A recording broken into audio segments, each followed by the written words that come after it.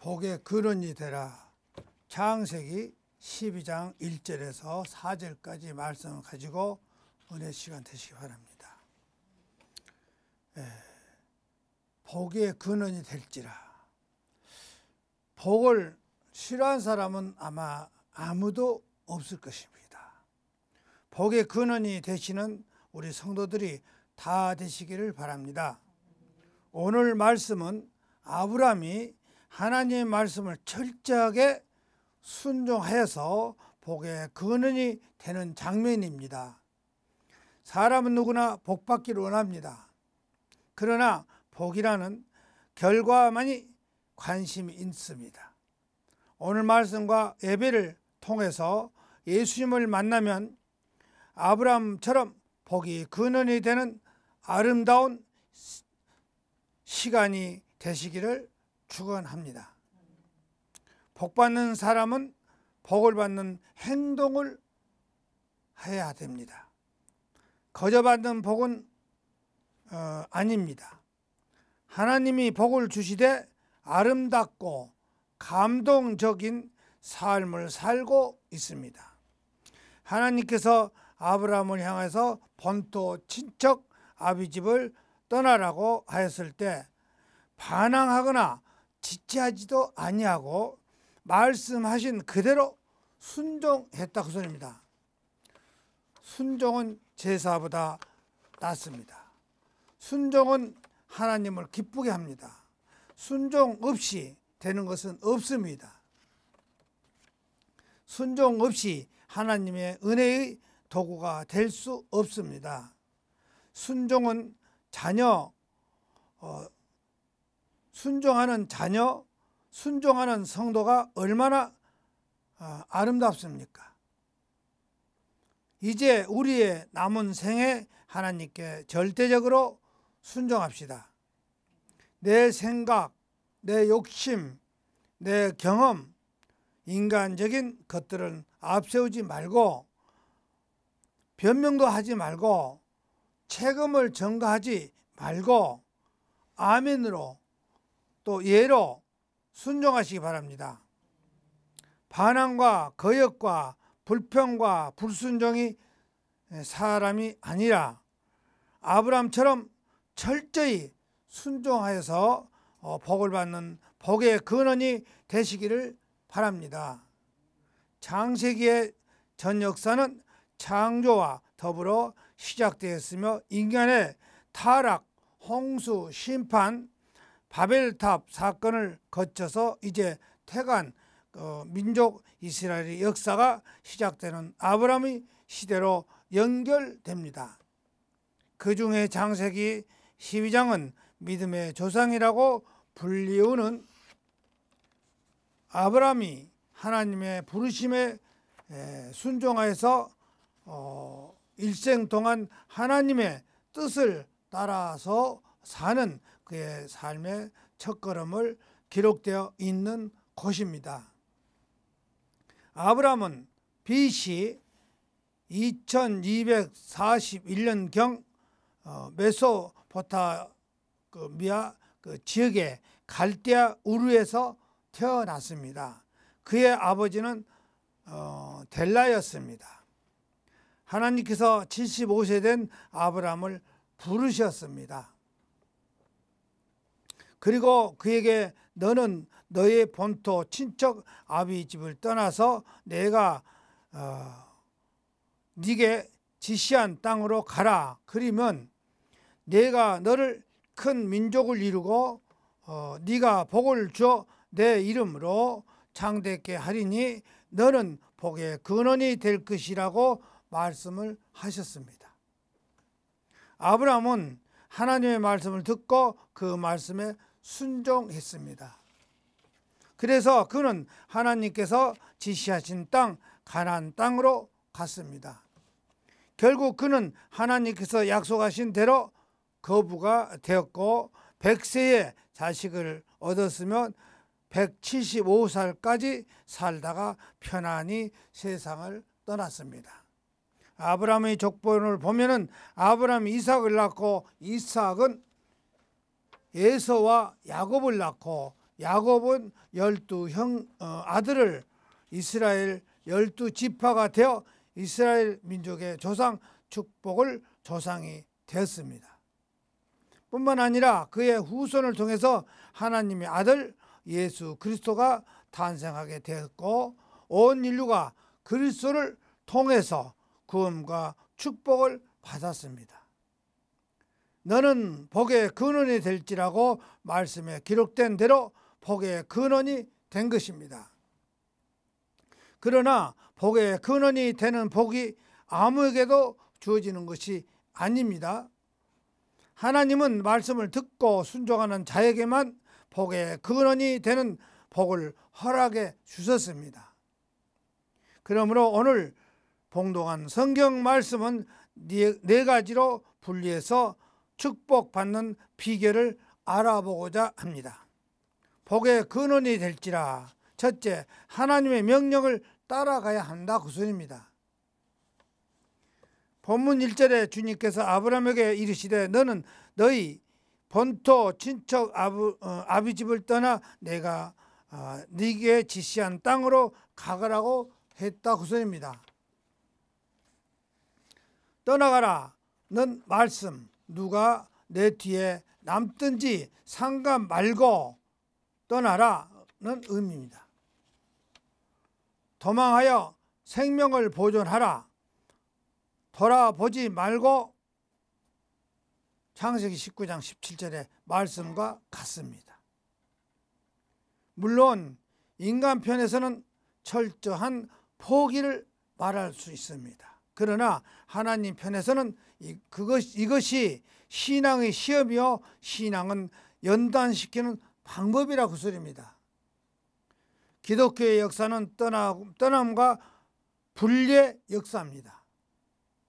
본문이 아브라함의 경우가 그렇습니다. 죄악의 도성 소돔과 고모라를 떠나 롯의 경우가 그렇습니다.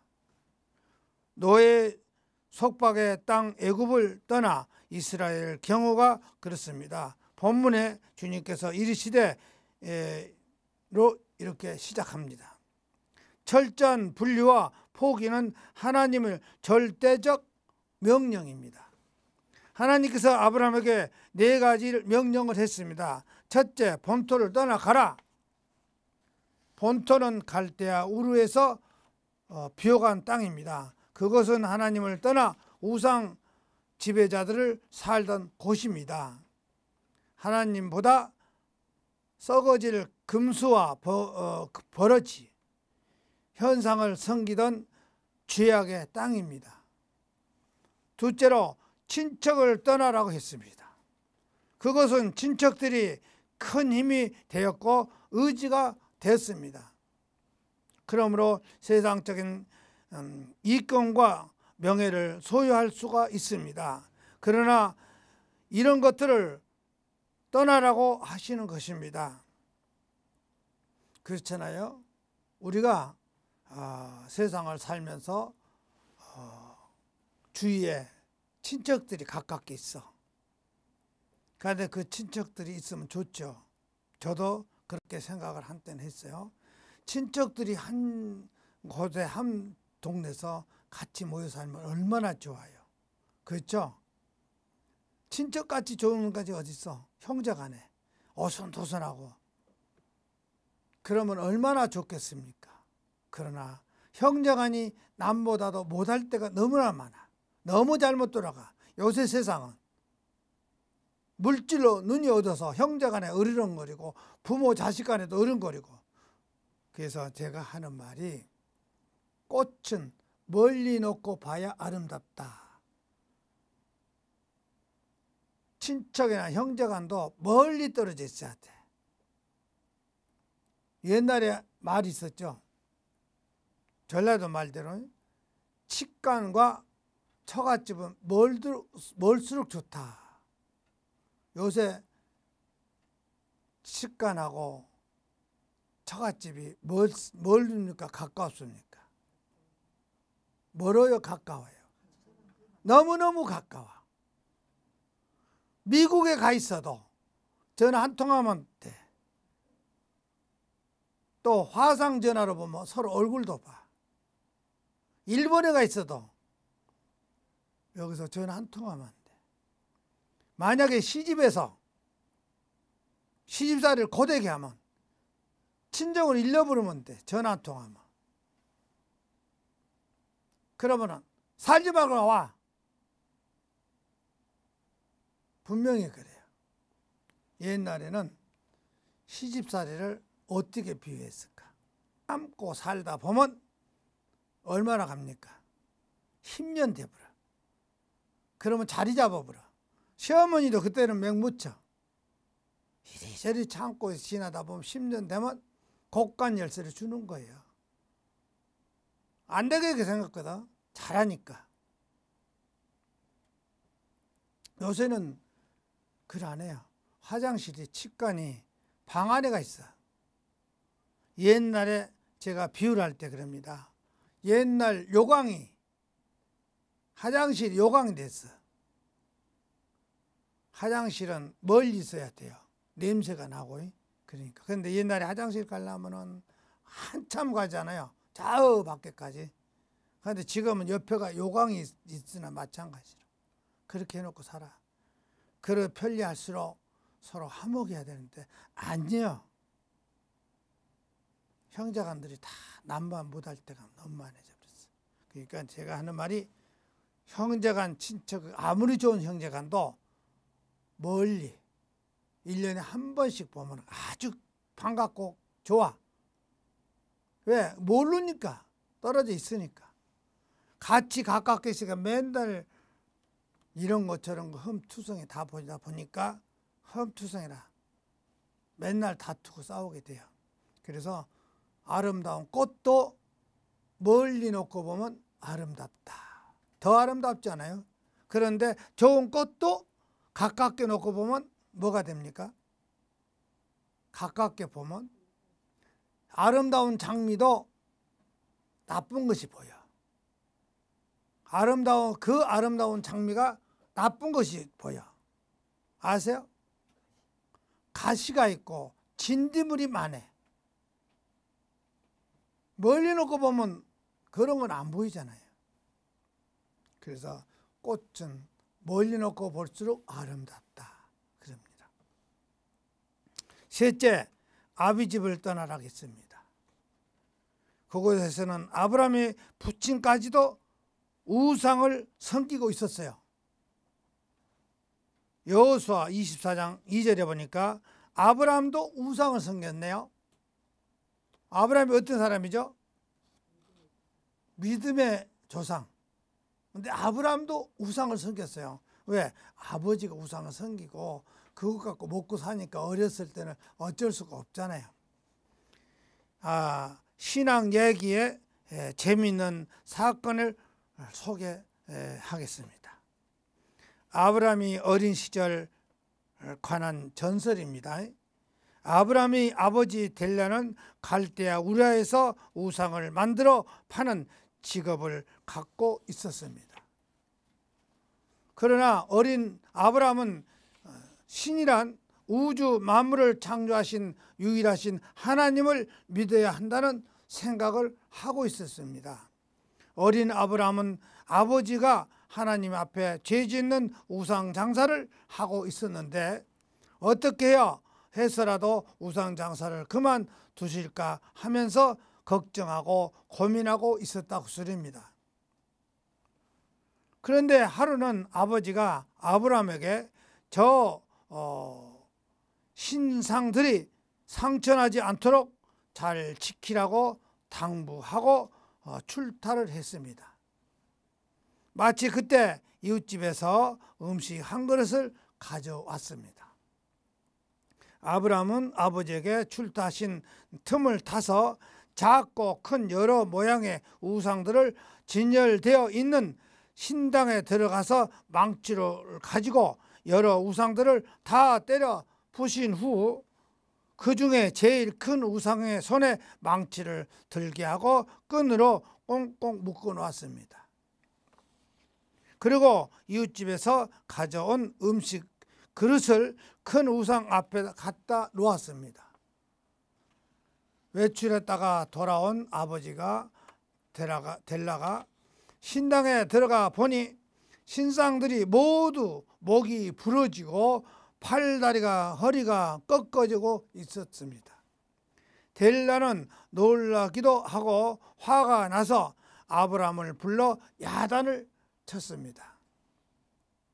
아브라함은 시치미를 뚝 떼고 대답을 했습니다. 아버지, 이웃집에서 음식을 가져왔기에 그 음식을 신당 앞에 두었더니 신상들이 서로 먹겠다고 소동을 부렸는데 결국 제일 크고 힘센 저 신상이 망치를 들고 다른 신상들을 모두 때려 부시고 음식을 차지했습니다.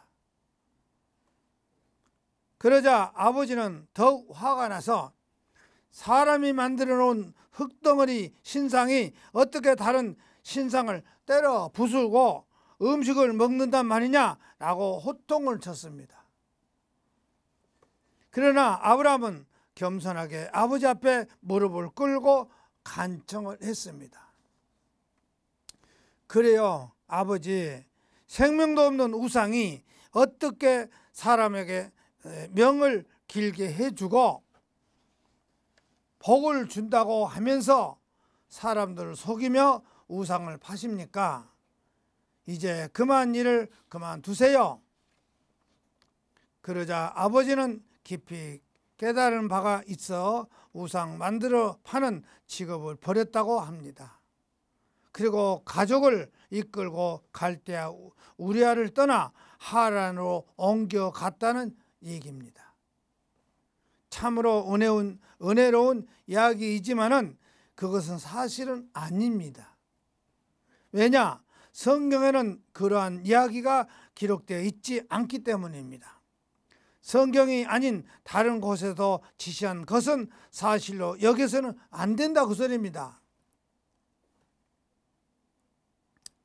이런 것이 있죠. 설교가 목사마다 다르다고 그러죠. 설교가 달라. 같은 구절 하나 가지고 달라. 왜 다를까요? 달라요, 안 달라요? 네? 오늘 우리가 보는 성경 말씀이 창세기 12장 1절에서 4절까지 이 말씀이 목사들마다 설교가 달라요, 같아요? 예? 확실하게 대답해요. 이 성경 구절 가지고 설교가 각각 달라. 똑같아야 돼요? 달라야 돼요? 네? 자기 은혜대로 다르게 할 수 있어요? 할 수 있어요? 그냥 같아야 돼요? 은혜가 되든 안 되든 같아야 돼요? 달라야 돼요? 같은 성경 구절 가지고. 네? 100번 하면 100번 다 같아야 돼요? 100번 다 틀려야 돼요? 네? 왜 대답을 없어? 같아야 돼요? 재미가 없잖아요. 똑같은 소리 자꾸 하면. 같은 구절 갖고. 재미없죠? 오늘 예배가 끝나면 유튜브를 열어보세요. 요 복의 근원이 될지라 하는 성경 구절을 유튜브에 열어보면 목사들이 다 틀리게 나와. 전혀 성경과 동떨어지게 돌아가 버려. 똑같아야 됩니다. 성경 구절이 똑같은데 왜 달라? 약간 애화를 끌어들이는 것은 다를 수가 있지만 내용은 같아야 돼요. 근데 지금 내가 하는 것은 성경에 있는 말을 하여 다른 말을 하고 있어요. 지금 아브라함이 자기 아버지가 우상을 깨뜨리는 것은 성경에 없다 분명히 그랬어. 사실은 아니요. 재미는 있지만. 그러면 막 재미있는 소리를 내가 하고 웃기는 소리 하면 은혜 받았다고 덜덜덜 굴러다니고 어떤 목사들의 코미디가 이렇게 막 하면 좋아 은혜 받고 이름이 나 있지 않은 신정체리가 성경대로 하면 재미가 없어. 그런데 은혜가 아니야. 성경대로 해야 은혜가 됩니다. 성경대로 드려야 돼요. 성경대로 설계해야 돼. 왜 다르게 합니까? 근데 다 달라. 이제 봐요. 다 달라. 성경에서 말하고 있는 것만이 사실이고 진리입니다.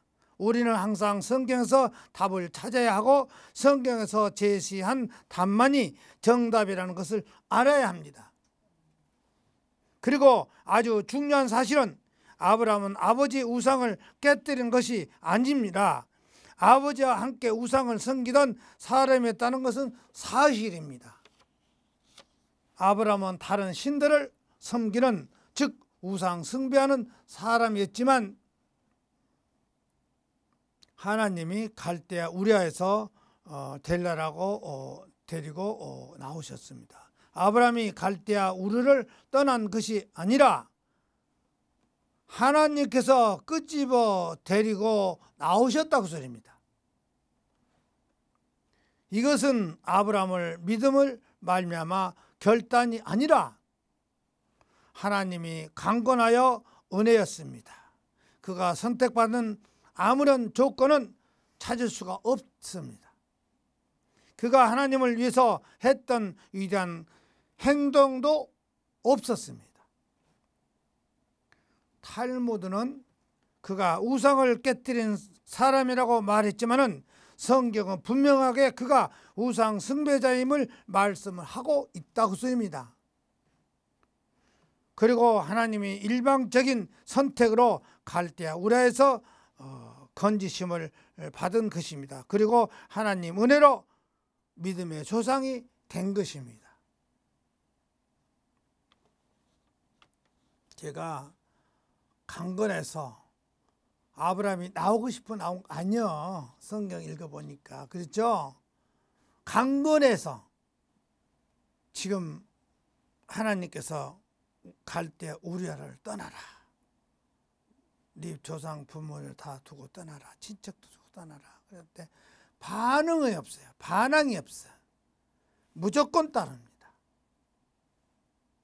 하나님이 지시한 것은 무조건 순종하세요. 무조건 순종하세요. 교회에서 만약에 뭘 하자고 한단 말이야. 그러면 돈 좀 이렇게 누구 내? 얼마 내? 그랬어. 그런데 네. 조금 어렵더라도 네. 분명히 무슨 뜻이 있어서 그래. 복의 근원입니다. 그건 하셔야 돼요. 그것을 억울하다. 아이고 내가 힘들게 쏘갔다. 내가 뭐 이렇게 하면서 복이 떨어져 나가. 저주가 달라붙기 시작해. 맞아. 그 교회다 그런 짓 하지 마. 저주가 붙어. 성경엔 절대로 사람의 위대함을 말하지 않았습니다. 저희 우상을 은과 금으로 사람이 공수물이라고 합니다. 입이 있어도 말하지 않습니다. 눈이 있어도 보지 못합니다. 귀가 있어도 듣지 못합니다. 코가 있어도 알아듣지 못합니다. 냄새를 맡지 못합니다. 손이 있어도 만지지도 못합니다. 발이 있어도 걸어가지 못합니다. 목구녕이 있어도 소리도 못합니다. 우상을 만드는 자의 것은 의지하는 자가 다 그와 같다 그랬습니다. 그는 너희 도우시며 너희 방패시로다. 아론이 집에서 주님을 의지하라 그랬습니다. 그는 너희 도우시며 너희 방패시로다. 주님을 경외하는 너희는 주님을 의지하라. 그는 너희 도움이시오 하나 너희 방패시라고 시편 115편 4절에서 12절에 합니다. 그렇잖아요. 우상은 금이나 은으로 만들어도 공수물이다.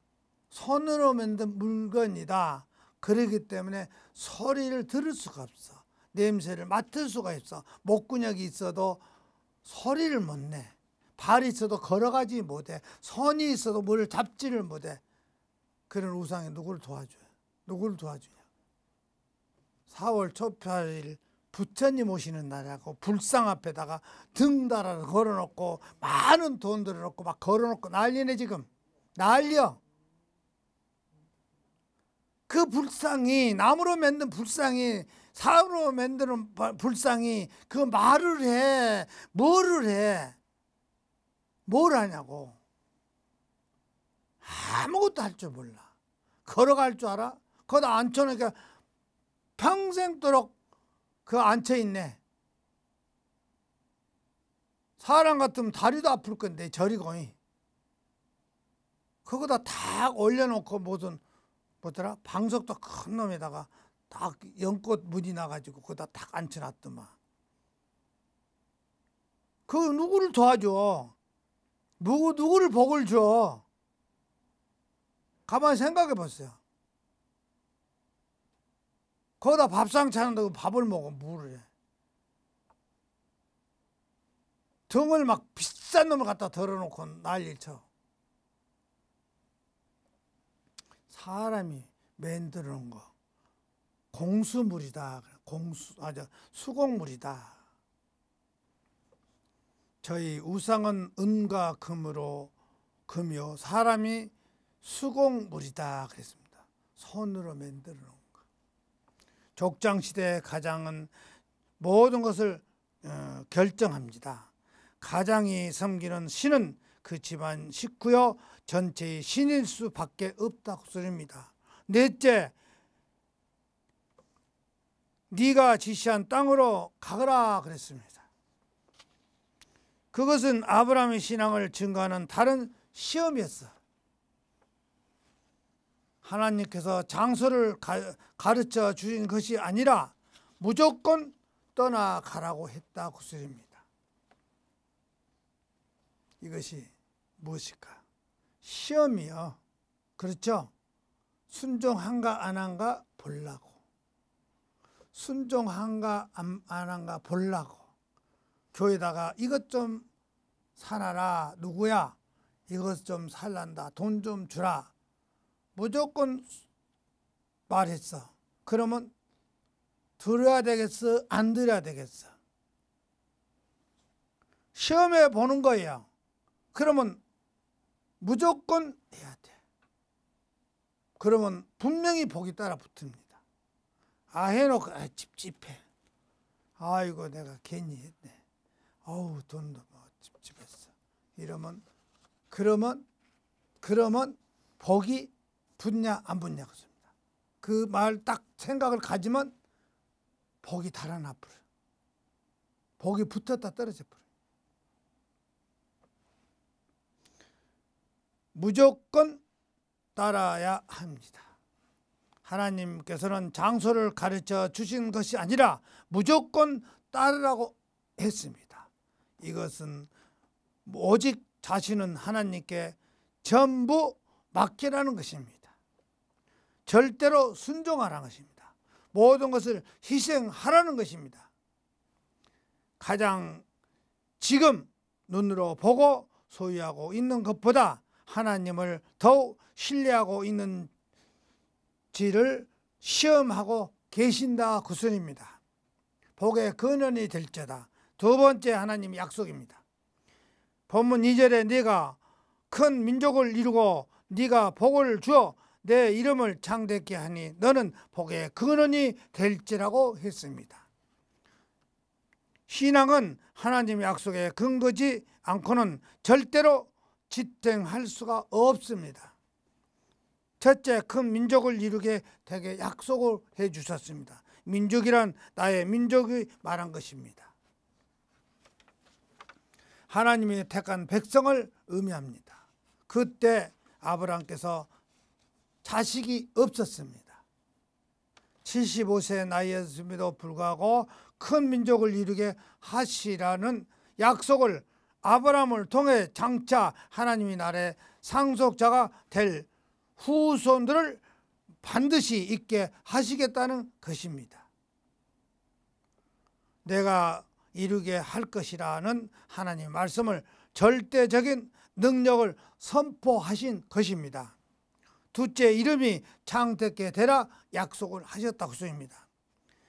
메시아 계보의 조상이 되게 하시겠다는 것으로서 믿음의 조상이 될 것을 내다보시는 것입니다. 셋째, 복의 근원이 된 것을 약속했다고 소입니다. 너는 복의 근원이 될지라는 말을 너희는 복이 되라는 명령입니다. 그렇게 될 수밖에 없는 것입니다. 3절에서 땅의 모든 민족, 족속이 너를 인하여서 복을 얻을 것이라고 했다 그 소리입니다. 아브라함으로 모든 민족을 복을 내리시겠다고 뜻입니다. 곧 아브라함이 복의 근원이 되는 것입니다.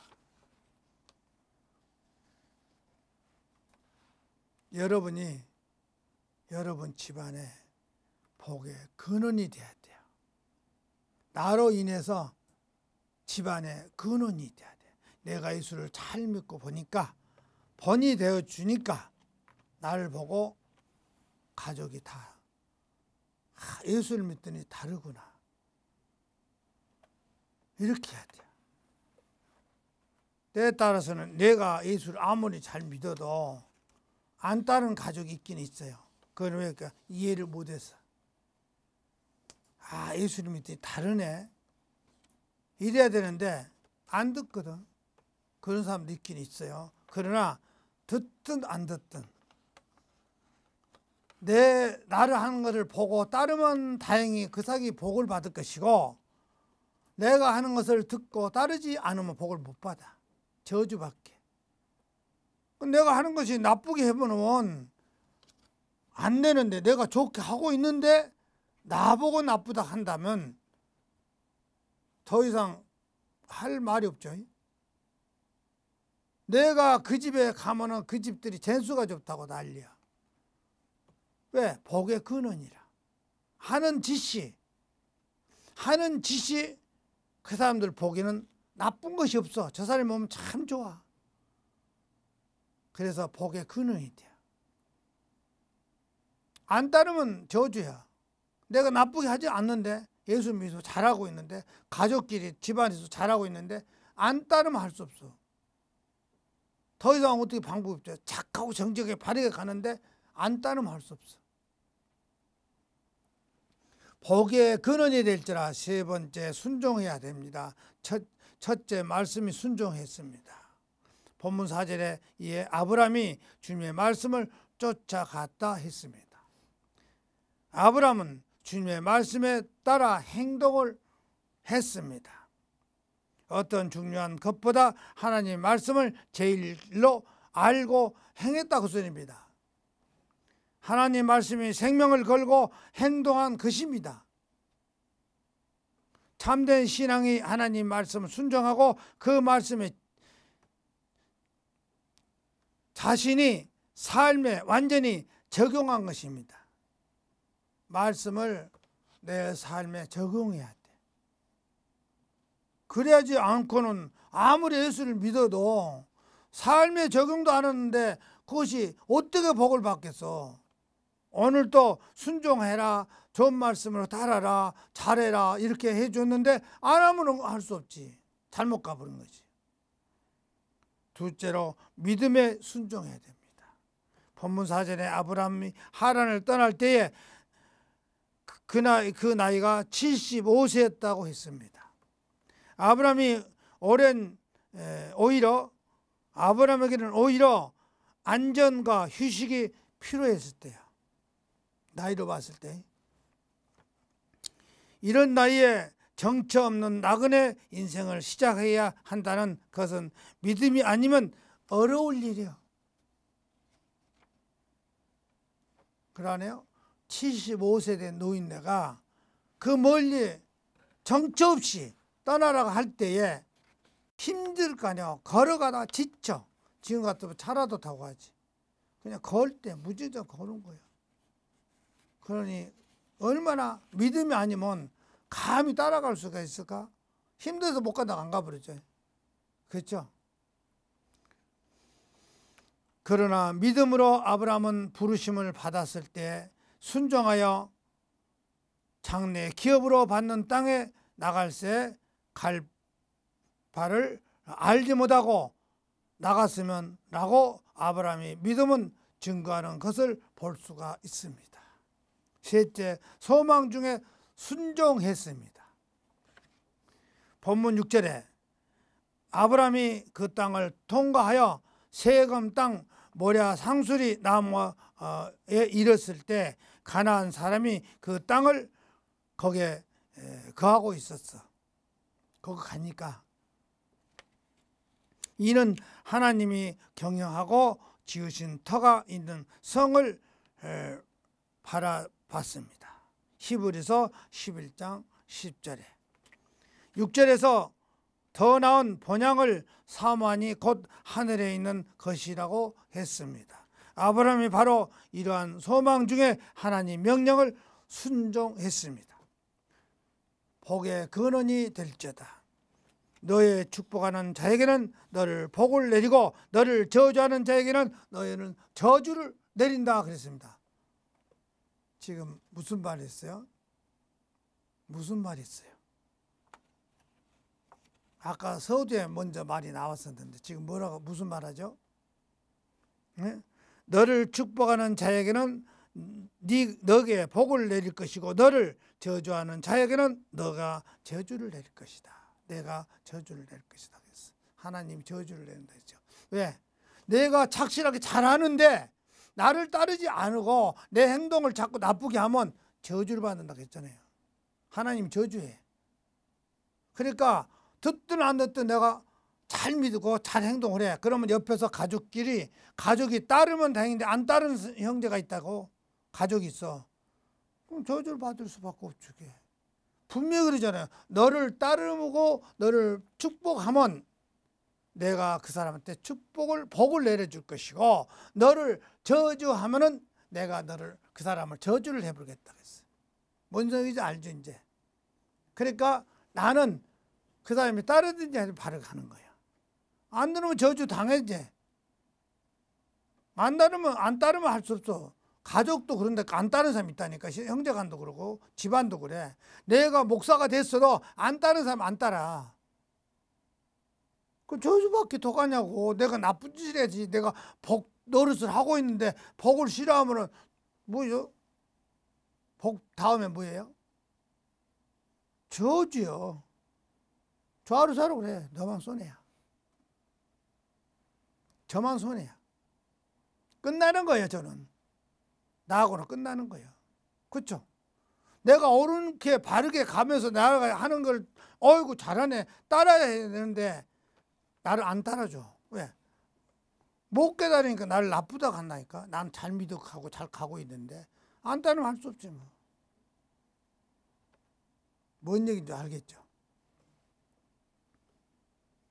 그래서 그러잖아요. 너를 축복하는 자에게는 내가 복을 내릴 것이고 너를 저주하는 자에게는 내가 저주를 내리라.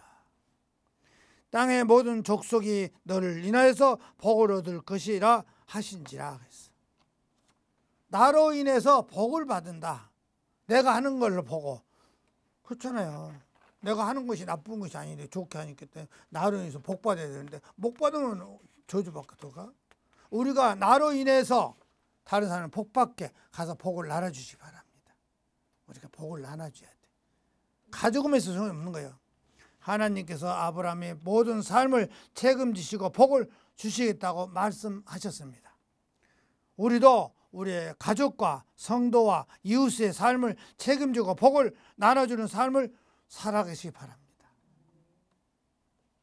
나 때문에 복받는 사람은 많을지언정 저주를 받거나 망한 사람이 있어서는 안 됩니다. 샘물을 불 때는 시원하고 깨끗한 물이 나온 듯이 복을 나눌 때는 더 크고 신령한 복을 받게 됩니다. 고여있는 샘물을 썩듯이 나누지 않은 복은 더 이상 복이 아닙니다. 복을 나누라고 주셨고 나눌 때 하나님이 기뻐하시고 더 깊고 높은 복을 베풀어 주십니다. 얼마나 좋아요. 복을 나누는 것은 더욱 복을 받은 복의 길입니다. 복을 나눌 때 비로소 복의 근원이 되고 아브라함이 되는 것입니다. 악이나 화의 근원이 되지 말고 복의 근원이 되십시다. 네 번째, 축복입니다. 첫째, 물질의 축복입니다. 본문 7절에 주님께서 아브라함에게 나타나서 가라사대 내가 이 땅을 내 자손에게 주리라고 했습니다. 축복의 땅, 젖과 꿀이 흐르는 땅, 아름다운 땅입니다. 이 땅에서 이스라엘의 역사, 구속사가 전개되었습니다. 선지자들이 나타났으면 예수님이 태어났습니다. 영원한 복음의 고장이 된 것입니다. 둘째, 영적인 축복입니다. 7절에 그가 자기에게 나타나신 주님을 위해서 그곳에 단을 싸고 8절에 그가 그곳에서 주님을 위해서 단을 싸고 주님의 이름을 부르더라고 했습니다. 단은 뭐죠? 단은 뭐예요? 네? 재단인데 재단을 뭘 갖다 놔요? 재단은 재단인데 뭘 갖다 놔요? 네? 하나님 말씀? 성경을 잘못 읽었네. 재단은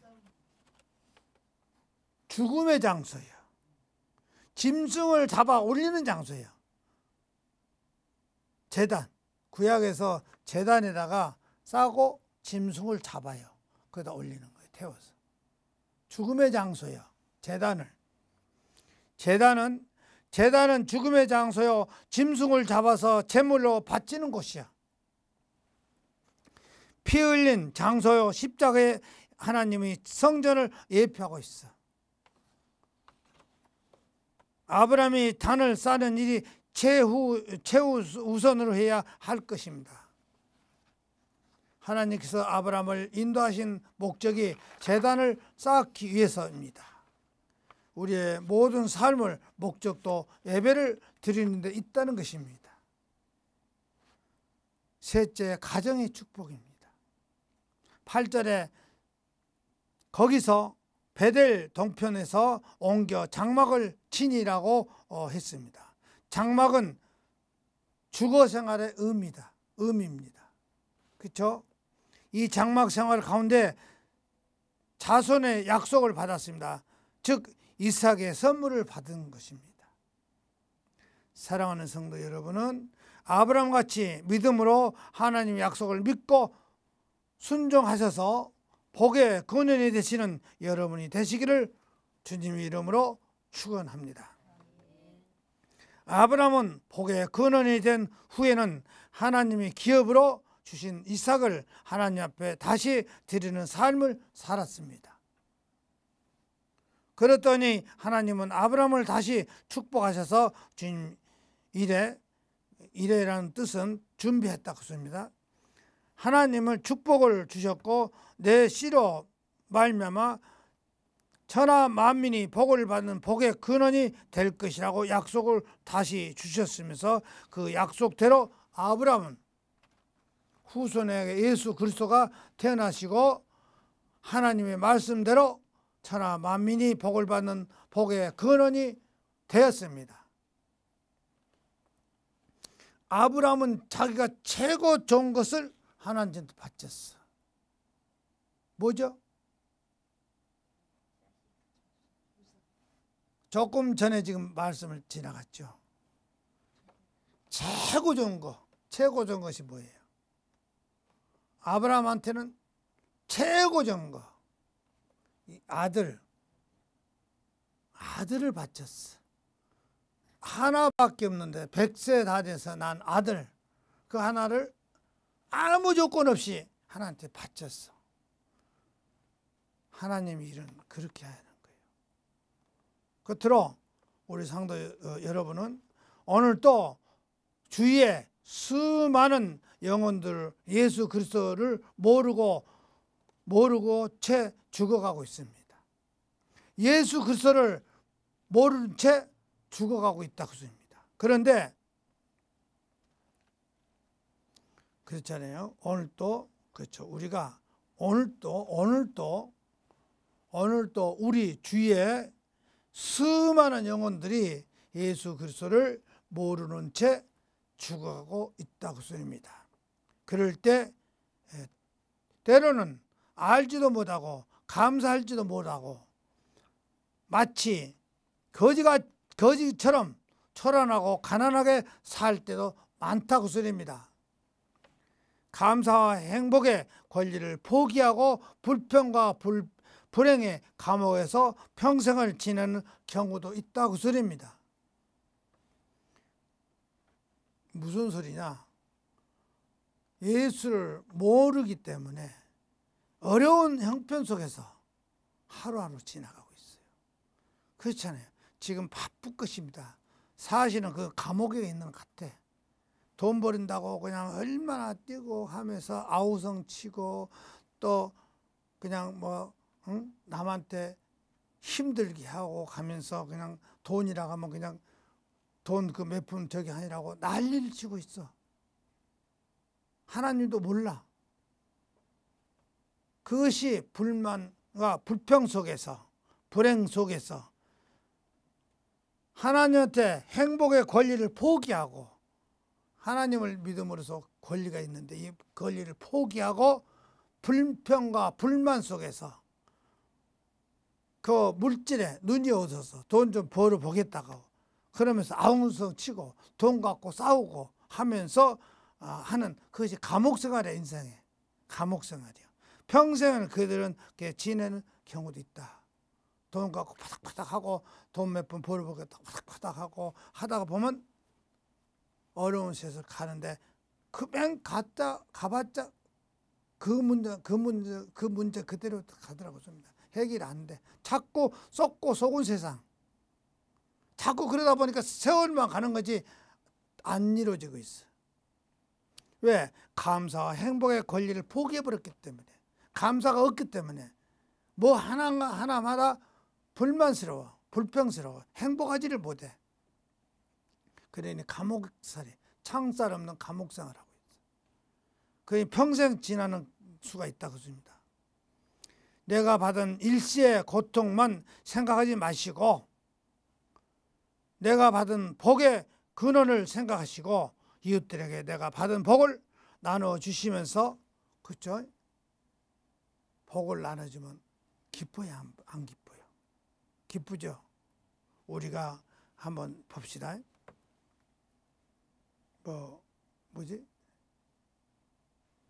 부활절이라고 계란이나 떡을 갖고 왔어요. 이웃으로 돌리고 있어. 그 사람들이 받아서 먹을 때 내 기분이 좋아요, 안 좋아요? 맛있다 그러면서 먹고 그 자리에서 떡 어떻게 받아갖고 바로 먹는 사람도 있을 것이고 그러면 기분이 좋아요, 나빠요? 나눠주는데 그 기분. 복을 전도하셔야 됩니다. 하나님의 약속이 이 땅에서 나를 통해 이루어지는 축복된 우리 성도들이 되시기를 거룩하신 우리 주님 예수 그리스도 이름으로 축원드립니다.